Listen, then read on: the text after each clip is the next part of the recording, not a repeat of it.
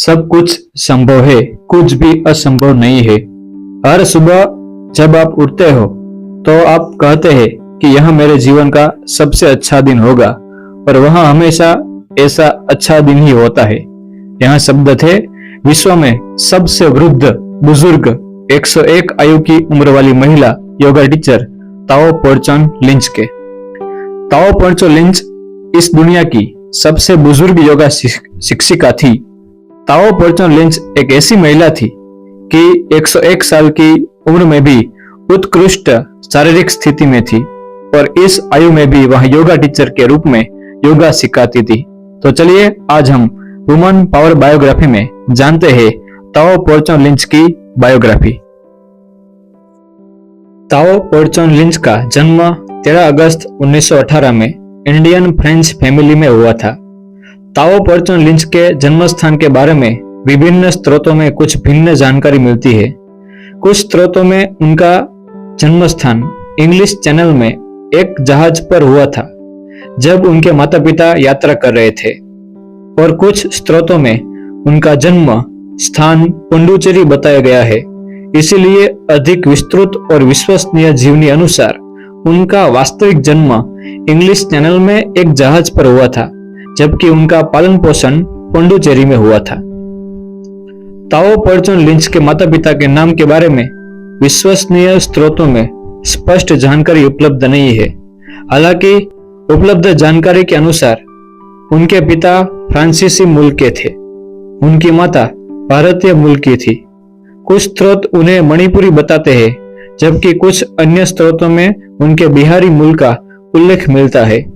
ताओ की माता का निधन तब हो गया था जब वे केवल 7 महीने की थी, जिसके कारण उनका बचपन उनके चाचा चाची की देखरेख में बीता। ताओ पोर्चोन लिंच के परिवार और वंशावली के बारे में सार्वजनिक रूप से उपलब्ध जानकारी इतनी सीमित है। उनके चाचा रेलवे इंजीनियर थे और वो ताओ को एशिया के विविध देशों में ले जाते थे। जब ताओ पोर्चोन 8 साल की थी तब उसने समुद्र तट पर लोगों को ध्यान करते हुए देखा। यह सरल दृश्य उस लड़की को इतना प्रभावित कर गया कि उसने उसी समय योग सीखने का निर्णय लिया। उस समय ऐसा माना जाता था कि योग केवल पुरुषों की गतिविधि है, लेकिन ताओ ने जोर देकर कहा, अगर लड़के कर सकते हैं तो मैं भी कर सकती हूँ। फिर उसने योगा ग्रुप ज्वाइन किया और योगा टीचर को यह मनाने में सफल रही कि उसे भी बाकी लोगों के साथ योग का अभ्यास करने दिया जाए। 20 वर्ष की आयु में ताओ फ्रांस चली गई और वहां अपने जीवन की नई शुरुआत की। ताओ ने मॉडलिंग में अपना हाथ आजमाना शुरू किया। सब कुछ अच्छा चल रहा था।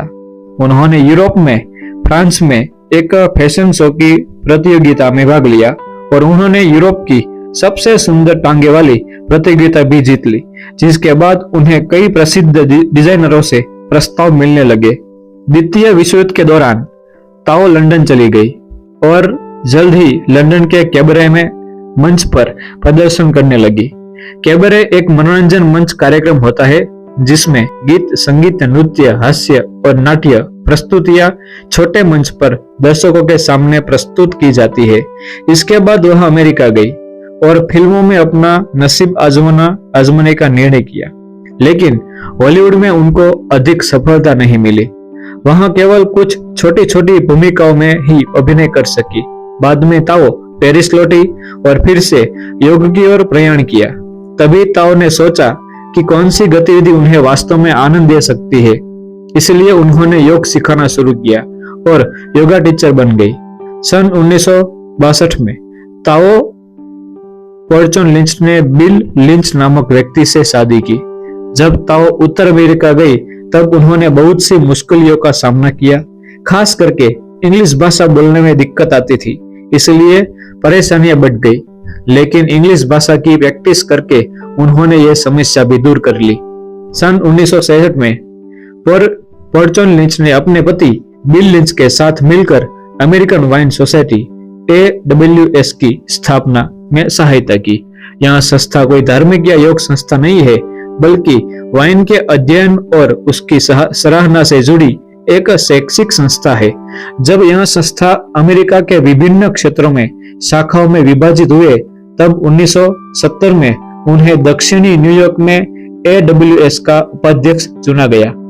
पेरिस आकर उन्होंने श्री औरोबिंदो और इंदिरा देवी जैसे महान योगाचार्यों से शिक्षा प्राप्त की। 1966 में उन्होंने अपना अभिनय करियर छोड़ दिया और पूर्णकालीन योग शिक्षिका बनने का निर्णय लिया। जैक लेलैंड पहले व्यक्ति थे जिन्होंने उन्हें योग सिखाने के लिए नियुक्त किया। 1976 में वे योग टीचर्स अलायंस की संस्थापकों में से एक बनी, जो अब योग टीचर्स एसोसिएशन के नाम से जाना जाता है। उन्होंने अपना कार्यक्षेत्र न्यूयॉर्क में स्थापित किया और 1982 में West Chest Institute of Yoga की स्थापना की, जहां आज भी दुनिया भर के विद्यार्थी आते हैं। सन 1982 में उनके पति बिल लिंच की मृत्यु हो गई। ताओ बहुत दुखी हुई। इस दंपति की कोई संतान नहीं थी। अपने खाली समय में ताओ पोर्चोन लिंच ध्यान करना पसंद करती थी। 1995 में इंदिरा देवी के साथ इजराइल गई, जहां उन्होंने योग for piece international piece conference में भाग लिया। पोर्चोन लिंच ने अपनी बढ़ती उम्र को स्वीकार किया और जीवन भर योग को अपने साथ बनाए रखा। उन्होंने कहा था, मैं तब तक योग सिखाती रहूंगी जब तक मैं सांस ले सकती हूँ। मई 2012 में ताओ पोर्चोन लिंच को विश्व की सबसे वृद्ध योग शिक्षिका के रूप में Guinness book of world records में खिताब मिला। जब उन्होंने यह विश्व रिकॉर्ड बनाया, तब उनकी आयु 93 वर्ष थी। वहां उन्होंने कहा था कि मैं अद्भुत कार्य करना चाहती थी और वे अपने शरीर से कर रहे हैं। 2013 में तारा स्टाइल्स के सहयोग से उन्होंने योग पर एक DVD जारी की। उसका शीर्षक था योगा विद ताओ पोर्चोन लिंच। इसके बाद उन्होंने ध्यान पर एक पुस्तक प्रकाशित की, जिसका शीर्षक था reflection the yogic journey of life. वर्ष 2015 में दूसरी पुस्तक प्रकाशित की, जिसका शीर्षक था डांसिंग लाइट। सन 2018 में ताओ पोर्चोन लिंच को India woman of the decade in wellness award भी मिला है। अधिकांश लोग बढ़ती उम्र में अपनी गतिविधियां कम कर देते हैं, लेकिन ताओ इसके बिल्कुल विपरीत थी। 90 वर्ष की आयु पार करने के बाद भी नियमित रूप से योगा सिखाती थी। इतना ही नहीं, उन्हें बॉलरूम डांसिंग का भी शौक था। 19 और 100 वर्ष की उम्र के बीच भी वे डांस प्रतियोगिता में हिस्सा लेती थी। उनकी ऊर्जा देखकर लोग हैरान रह जाते थे। 101 वर्ष की आयु में भी वह एक योगा टीचर थी और योगा सिखाती थी। उम्र सिर्फ एक संख्या है, यह साबित किया ताओ पोर्चोन लिंच के। 21 फरवरी 2020 को 101 वर्ष की आयु में ताओ पोर्चोन लिंच का निधन हुआ, लेकिन उनका जीवन आज भी लाखों लोगों के लिए प्रेरणा स्रोत है। ऐसा जीवन जीने वाली इस वुमन के पावर को हम सैल्यूट करते हैं। जय हिंद।